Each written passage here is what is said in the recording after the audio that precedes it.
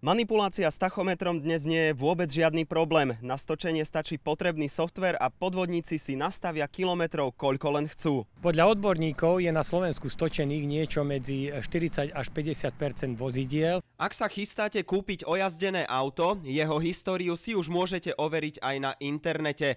Stačí, ak si z inzerátu odpíšete ešpézetku alebo VIN číslo.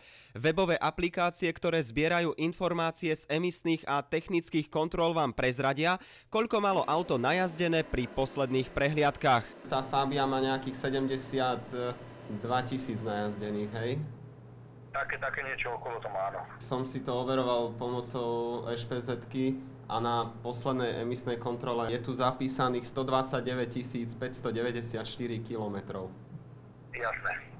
Ja sa na to pozriem, len hovorím, dneska som preč už teraz, takže zajtra budem v kancelárii, pozriem sa na to a môžem vám zavolať to číslo, hej? Kde je zrada.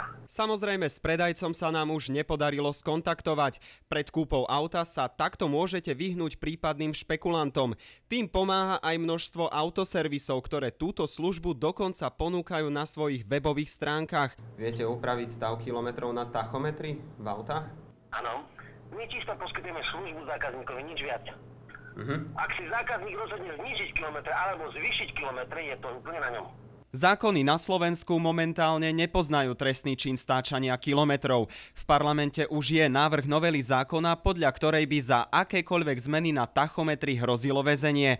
A to nie len majiteľovi auta, ale aj ziskuchtivým autoservisom. Našou snahou je to, aby stáčanie kilometrov v autách bolo trestné a aby tam bola sadzba až do 3 rokov. O novele zákona by sa malo hlasovať už zajtra. Návrh opozičných poslancov však zrejme natrafí na mantinel v podobe parlamentnej väčšiny strany Smer. Tento návrh zákona nebude mať podporu poslaneckého klubu strany Smer sociálna demokracia. Stáčanie kilometrov tak zrejme v najbližšej dobe trestné nebude.